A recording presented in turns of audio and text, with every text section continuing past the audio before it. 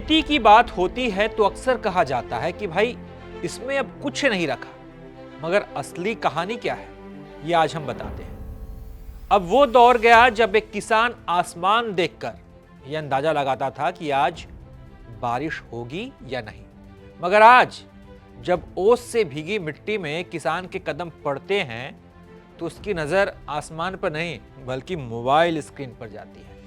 मौसम का अपडेट क्या है, मिट्टी की रिपोर्ट, मंडी के भाव, सब कुछ अब किसान की जेब में। यह कोई कहानी नहीं बल्कि उत्तर प्रदेश की खेती की नई तस्वीर है।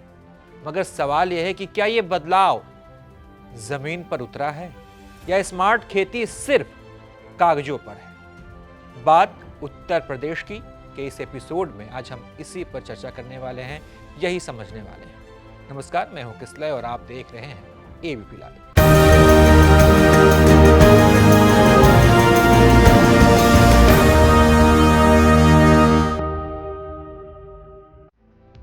वो दौर गया जब खेती मौसम के भरोसे और किस्मत के सहारे होती थी। आज उत्तर प्रदेश के कई खेतों में बीज डालने से पहले डेटा देखा जाता है, मिट्टी की जांच होती है और फसल पर ऊपर से ड्रोन की नजर रहती है। मगर यह बदलाव आया कैसे?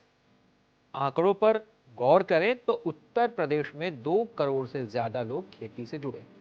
अगर खेती बदलेगी तो आधा यूपी बदलेगा, और इसी सोच के साथ यूपी में स्मार्ट एग्रीकल्चर इनिशिएटिव पर काम शुरू हुआ है। मगर उससे पहले एक वक्त था जब खेती का मतलब सिर्फ मेहनत, बेमौसम बारिश की मार और कम आमदनी होता था। खेत में हल तो चलता था लेकिन किसान की किस्मत वो नहीं बदलती। लेकिन आज वही उत्तर प्रदेश है जहां किसान खेत में बीज डालने से पहले मोबाइल खोलता है, मौसम का अपडेट देखता है, मिट्टी की रिपोर्ट चेक करता है और ड्रोन से फसल की निगरानी भी बराबर करता है। यह सब मुमकिन हो पाया है योगी सरकार के स्मार्ट एग्रीकल्चर इनिशिएटिव से, यानी स्मार्ट खेती जिसमें किसान के अनुभव के साथ तकनीक भी है। इसी की बदौलत यूपी में आज हल और ट्रैक्टर के साथ किसान ड्रोन और डिजिटल प्लेटफॉर्म से भी जुड़ गए हैं।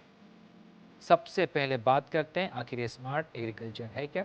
दरअसल स्मार्ट एग्रीकल्चर का मतलब ये नहीं कि किसान अचानक इंजीनियर बन गया या खेत में कंप्यूटर लैब खुल गई।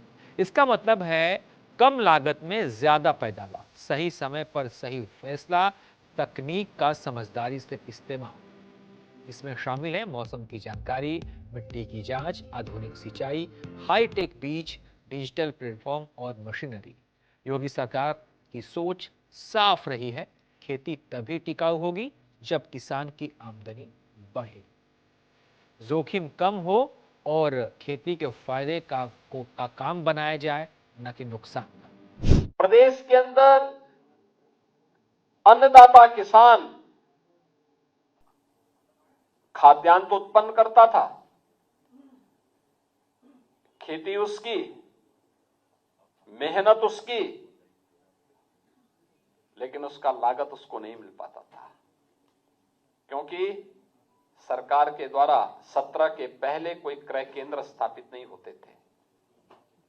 बिचौलिया पैसा कमा लेता था।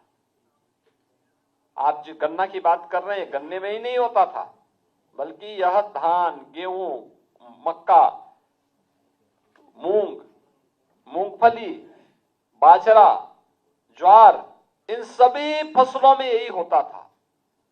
मेहनत किसान की, खेती किसान की, लेकिन मुनाफा बिचौलिया कमा लेता था। हमने कहा नहीं, जिस किसान की खेती होगी, जिसके नाम पर खेत होगा, उसी से हम खरीदेंगे। सरकार ने इस बात को समझा कि खेती से जुड़ी सबसे बड़ी दिक्कत रही है जानकारी की कमी। कब बोना है, कितना खाद डालना है, बारिश होगी या नहीं, यह सब पहले अनुमान पर चलता था। योगी सरकार ने इस गैप को भरने के लिए डिजिटल प्लेटफॉर्म और मोबाइल ऐप पर फोकस किया। अब किसान सरकारी पोर्टल और मोबाइल ऐप के जरिए मौसम की जानकारी, मंडी के दाम और फसल से जुड़ी सलाह ले रहा है। इससे खेती अब अंदाजे पर नहीं बल्कि जानकारी पर बेस्ड हो रही है। देखा जाए तो खेती की असली शुरुआत मिट्टी से हो रही है। पहले किसान बिना जांच किए खाद डाल देता था, जितना ज्यादा उतना अच्छा, लेकिन नतीजा ये होता था कि इससे सिर्फ लागत बढ़ती थी लेकिन जमीन खराब होती थी। इसीलिए योगी सरकार ने सॉइल हेल्थ कार्ड योजना को जमीनी स्तर पर मजबूत किया। इसके तहत किसानों को बताया जा रहा है कि उनकी मिट्टी में किस पोषक तत्व की कमी है और कितनी मात्रा में खाद की जरूरत है। अब नतीजा ये हुआ कि खाद का सही इस्तेमाल होने लगा, लागत घटी और पैदावार और बेहतर हुई। और सबसे बड़ी बात, खेती अब ज्यादा डालों से सही डालों की ओर आगे बढ़ी। याद करिए, सॉइल हेल्थ कार्ड, हम अपना स्वास्थ्य परीक्षण कराते हैं, उसके अनुरूप दवा लेते हैं, लेकिन जो धरती माता हमारा पेट भरने के लिए अन्न पैदा करती है, उस धरती माता के उपचार के लिए कोई भी व्यवस्था हमारे पास नहीं थी। उनके हेल्थ कार्ड के लिए कोई भी ऐसा तंत्र हमारे पास नहीं था। पहली बार मोदी जी के आगमन के बाद पूरे देश के अंदर सॉइल हेल्थ कार्ड की व्यवस्था प्रारंभ हुई। एक और गौर करने वाली बात है, वो ये है कि यूपी जैसे राज्य में पानी की उपलब्धता हर जगह एक जैसी नहीं थी, इसलिए सिंचाई स्मार्ट होना भी जरूरी था। योगी सरकार ने ड्रिप और स्प्रिंकलर जैसे माइक्रो इरिगेशन तकनीकों को बढ़ावा दिया। इससे कम पानी में ज्यादा फसल मुमकिन हो रही है। साथ ही नहरों के आधुनिकीकरण और सोलर पंपों को भी बढ़ावा मिला। अब किसान बिजली कटौती या डीजल पर पूरी तरह से निर्भर नहीं है। सोलर पंप से खेती सस्ती और पर्यावरण अनुकूल यानी कि सस्टेनेबल बन रही है। सरकार ने इस बात पर भी ध्यान दिया है कि हर किसान के लिए महंगी मशीन खरीदना संभव नहीं है। इसके लिए कस्टम हायरिंग सेंटर्स को बढ़ावा दिया गया। यहाँ किसान किराए पर एडवांस मशीनें ले सकता है, जैसे happy seeder, multi crop planter, harvester. इससे छोटे किसानों को भी आधुनिक और स्मार्ट खेती का फायदा मिल रहा है। अब बात करते हैं विज्ञान के सबसे आधुनिक आविष्कार की, ड्रोन। यह शब्द सुनकर पहले फिल्म या सेना याद आती थी, लेकिन अब ड्रोन खेतों में उतर चुके हैं। यूपी में ड्रोन का इस्तेमाल फसल की निगरानी, कीटनाशक छिड़काव और बीमा आकलन के लिए किया जा रहा है। इससे समय बचता है, लागत कम होती है और फसल को नुकसान भी कम पहुंचता है। अगर आप सोच रहे हैं कि आखिर किसान ड्रोन कैसे उड़ाएगा, तो जवाब है कि सरकार ड्रोन ऑपरेट करने के लिए युवाओं को ट्रेनिंग भी दे रही है, जिससे गांव में ही नए रोजगार भी पैदा हो रहे हैं। आज उत्तर प्रदेश का किसान इस दिशा में तेजी के साथ आगे बढ़ा है और मैं इस बात को कह सकता हूं कि उत्तर प्रदेश के अंदर आज के दिन पर वे सभी प्रकार की सुविधाएं हैं। आपने देखा होगा, एमएसपी का भुगतान पिछले 8 वर्ष से लगातार किसानों को प्राप्त हो रहा है। आप बिचौलिया नहीं, किसान या खेती करने वाला व्यक्ति ही अपनी उपज को क्रय केंद्र में बेच सकता है। अन्नदाता किसानों को सॉइल हेल्थ कार्ड और फसल बीमा की सुविधा हो, गन्ना भुगतान की ऐतिहासिक उपलब्धि हो, कृषि मंडियों और ग्रामीण सड़क नेटवर्क के विस्तार का कार्य हो, वैल्यू चेन स्टोरेज प्रोसेसिंग पर एक बड़े निवेश को आगे बढ़ाने का कार्यक्रम हो, या फिर किसानों को बाजार और निर्यात से जोड़ने का प्रयास।